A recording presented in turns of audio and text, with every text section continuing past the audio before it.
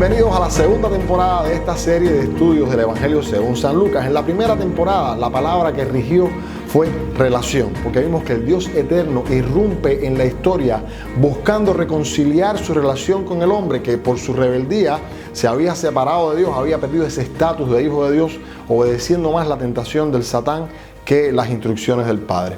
En la segunda temporada, la palabra que vamos a usar, en la que vamos a hacer girar todos los capítulos, es la palabra libertad o redención. La palabra libertad es fundamental en el Evangelio. En el primer capítulo de hoy veremos a Jesús como el libertador, como el Mesías. En el segundo capítulo hablaremos acerca del estado de esclavitud en que se encuentra el hombre. En el tercer capítulo vamos a desenmascarar a Satán y a sus demonios como aquellos que tiranizan y esclavizan a la humanidad.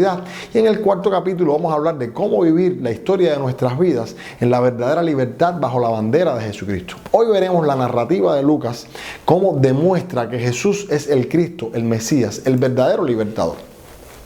Nosotros aquí en Latinoamérica hemos sufrido los efectos del caudillismo. De hecho, la mayoría de los historiadores entienden que el caudillismo es un fenómeno netamente latinoamericano cuando se estudia como historia. Sin embargo, el caudillismo es un fenómeno que se puede encontrar en mayor o menor medida en todas las culturas a través de toda la historia. Porque es que cada ser humano necesita un paradigma, un líder, alguien a quien seguir. Puede ser a tus padres o a tus maestros, pueden ser a santos o mafiosos, quizás tus paradigmas sean científicos o artistas, pueden ser filósofos o deportistas, pueden ser políticos o religiosos. Así que la pregunta no es ¿estás siguiendo a alguien? La pregunta en realidad es ¿a quién estás siguiendo? Porque todas las personas siguen a alguien. Algunos están conscientes de la persona a la quien están siguiendo o de que están siguiendo a alguien. Otros simplemente ni siquiera se han dado cuenta de que siguen a alguien. Algunos han elegido seguir a alguien de manera libre e intencional, y otros, lastimosamente, actualmente producto de la influencia de las redes, son víctimas de la manipulación y no saben ni siquiera que están siguiendo cierta moda o que están siguiendo determinada filosofía. Digo esto porque si fuésemos a hablar en términos reduccionistas, el Evangelio básicamente es una invitación a seguir a Jesucristo como el líder, como el Mesías. El argumento teológico de esta afirmación, de esta invitación de que el Evangelio exhorta a las personas a seguir a Jesucristo, sigue un análisis de 3 pasos. Primero, sale de la base de que todos necesitamos un guía, todos necesitamos alguien a quien seguir, un líder. De esto hablaremos más en el segundo capítulo. De esto se deriva que nosotros aceptamos caudillos humanos y al final estos caudillos se convierten en nuestros amos, más severos o menos severos, pero al final nos convertimos en esclavos de estos caudillos. Y lo tercero es que cuando aceptamos a Jesús como el Mesías, como el enviado de Dios para rescatar a la humanidad y para liberar a la humanidad, entonces alcanzamos la verdadera libertad. Hoy deseo destacar 3 marcas que Lucas señala a lo largo de estos capítulos 5, 6, 7 y 8, que son los 4 capítulos en los que nos vamos a detener en la segunda temporada, en los que demuestra que el liderazgo de Jesucristo es verdaderamente digno de seguir. Y al escuchar estos 3 aspectos, estas 3 marcas del liderazgo de Jesucristo, yo espero animarte a seguir a Jesucristo como el líder de tu vida. Primero es que el liderazgo de Jesucristo, su mesianato, Él como libertador, se ofrece para todas las personas por igual. Lucas dispone en estos capítulos, bueno, en todo el Evangelio, pero específicamente los capítulos 5 al 8, dispone estas historias de modo que resalta los contrastes entre las personas con las cuales Jesús se relacionaba, demostrando que Él es el libertador que alcanza a todas las personas sin distinción de unas y otras. Aunque en los últimos 20 siglos algunos han querido capitalizar la persona de Jesús y lo han puesto como el Mesías de los ricos unos, o de los pobres otros, o el Mesías de los burgueses, o el Mesías de los marginales. Lo cierto es que en el Evangelio se demuestra que Jesucristo es el Mesías para todas las personas, no para determinado sector de la población. Por ejemplo, cuando uno lee estos capítulos de los cuales estoy hablando, vemos que Él se reunió con personas de prestigio y también se reunió con personas desprestigiadas. Podían ser gente de alcurnia o podía ser gente chusma. Definitivamente vemos en el capítulo 5 que Él comió con con Mateo, el publicano. No solamente lo invitó a ser su discípulo, sino que estuvo en una fiesta con él, comiendo y bebiendo con todos estos publicanos, que eran gente marginales, que eran gente de mala fama, gente bastante rechazada por la gente de alcurnia de la sociedad judía. Y él comía con estas personas. De hecho, él comía con tanta asiduidad que fue determinado, fue diagnosticado, fue criticado por las personas alcurnias. Y le decían, no, este es amigo de publicanos y come con gente pecadora. Pero no, él no excluía a los ricos también, ni a la gente de alcurnia. Él comió con Simón el fariseo, lo invitó a comer, y por supuesto que comió con él también, y a él le compartió las verdades de la libertad. Comió con ricos y también comió con pobres, y estuvo con pobres. No solamente se resumió su ministerio a un determinado grupo de personas. Por ejemplo, él sanó al siervo del centurión romano. El centurión romano era una persona acaudalada, tenía posición, era un ciudadano del imperio y estaba muy bien parado en la sociedad, y no tuvo ningún tipo de problema para relacionarse con él. Pero también resucitó al hijo de la viuda, una mujer que no tenía prácticamente ningún recurso. Los caudillos suelen estar a favor de los pobres y en contra de los ricos, o viceversa. Hay caudillos de revoluciones burguesas y hay caudillos de revoluciones obreras, pero el Mesías, en quien nosotros creemos, no distingue entre unos ni otros, no discrimina a una persona por ser rica, ni tampoco discrimina a una persona por ser pobre. Él se reunió con personas agradables y también se reunió con personas repulsivas. Dice ahí en el capítulo 8 que él se reunía con mujeres. Había un grupo de mujeres que le seguían, incluyendo a Juana, que era la esposa del intendente de Herodes.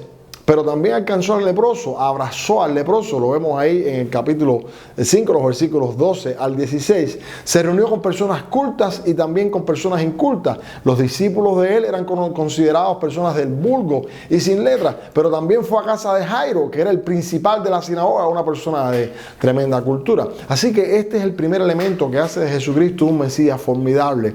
Su mesianato, su liberación está ofrecida para todas las personas, sin distinción de clase ni de raza, ni de religión, sin distinción de posición social ni de cultura. Él alcanza a todas las personas. En segundo lugar, su mesianato está aprobado para funcionar en cualquier circunstancia. Las personas saltan constantemente de caudillo en caudillo, porque es que los caudillos humanos no pueden liberar eficazmente en todas las situaciones que enfrentan las personas. Pero Jesús salva en cualquier situación en la que te encuentres. Vemos que Él salvó en situaciones de desespero. Estaban ahí en el capítulo 8 en medio de una tormenta, y Él salvó en medio de una tormenta. O puede ser la situación de desespero de Jairo, por ejemplo, que tenía a su hija enferma. Qué situación más desesperante que esa. O la desesperación de aquella mujer en el capítulo 8 que llevaba años con una enfermedad crónica. Pero también sirvió de liberación su ministerio para las personas que estaban experimentando la pérdida, la muerte de un hijo, o las personas que estaban experimentando el fracaso. Ahí vemos los discípulos en el capítulo 5, antes de ser los discípulos de Jesucristo, que estaban en medio de un fracaso y dicen, no hemos podido pescar en toda la noche. O el mismo Mateo, que estaba sentado en el banco de los tributos públicos, el trabajo que nadie quería, era un fracaso en su vida. O en medio de la desesperanza, ¿qué mayor desesperanza una persona leprosa que no había cura para esta enfermedad? O un paralítico que estaba destinado a estar para siempre en su camilla, o la persona, el hombre aquel que estaba en la sinagoga con la mano seca. O sea, en cualquier situación funciona Jesús como nuestro Mesías, como nuestro libertador. Y en tercer lugar, es que su mesianato soluciona el problema último del ser humano, que es el pecado. El próximo domingo vamos a profundizar un poco más acerca de esto, pero hoy quiero finalizar señalando que en cualquier manera en la que Jesús ministraba liberación, sanidad, cualquier situación de solución de problemas, Él siempre apuntaba que como Mesías, Él venía fundamentalmente a solucionar el problema último del ser humano, que es el pecado. Aun cuando solucionaba situaciones de desespero, o de pérdida, o de fracaso, o de desesperanza, siempre decía, hay un problema que realmente te está esclavizando, y es el pecado. Por otra parte, Aun cuando la persona no encuentre solución inmediata a las situaciones de desesperanza o todas las que hemos mencionado, si encuentra el perdón de los pecados, entonces experimenta la verdadera libertad aún en medio de esas situaciones. Los caudillos normalmente se aprovechan de la debilidad de las personas y escalan, ascienden en sus ansias de poder, pisando las necesidades de las personas. Pero Jesucristo, más allá de las necesidades, nos supera a nosotros mismos, nos dice: quiero que seas una mejor persona aun cuando estés en esta situación, y nos enseña a lidiar de manera victoriosa con el pecado. Cuando pescó en aquella pesca milagrosa, vemos que termina con una confesión de Pedro. Dice: apártate de mí porque soy hombre pecador. ¿Qué tiene que ver una cosa con la otra? Es que Jesucristo siempre usa cualquier situación de nuestra vida para decir: bien, podemos solucionarlo, pero quiero que sepas que el mayor problema que hay en tu vida es el pecado, el que nadie puede solucionar, pero yo como Mesías lo puedo solucionar. Cuando sana al paralítico, le dice: para que sepas que el Hijo del Hombre tiene potestad en la tierra para perdonar pecados, entonces levántate y anda. Pero esa sanidad tenía el propósito de llevar a la persona, a este paralítico en este caso, a una libertad aún mayor, porque una persona puede estar atada a una camilla, puede estar restringida a una cama producto de su parálisis física y estar totalmente libre espiritualmente hablando. Pero una persona puede estar caminando de lo más bien por la calle y estar paralítica porque el pecado lo ha paralizado en su vida. O aquella comida en casa de Simón, vemos que aprovecha la oportunidad para decirle a la mujer: tus pecados te son perdonados. Y así constantemente Jesucristo llama a las personas que en medio de situaciones busque lo fundamental, que es el perdón de los pecados. Jesús es el Mesías que te puede liberar. Si lo rechazas, no es que te quedarás sin ningún caudillo. Por tu naturaleza vas a buscar a algún líder y ese caudillo al final te va a defraudar. Ese líder al final incluso se va a aprovechar de ti. Pero si recibes a Jesucristo, vas a encontrar paz en medio de la tormenta, sanidad en medio de la enfermedad, victoria en el fracaso, consuelo en la pérdida, pero sobre todas las cosas, libertad, perdón para tus pecados. Te invito a venir el próximo domingo para seguir hablando del Evangelio.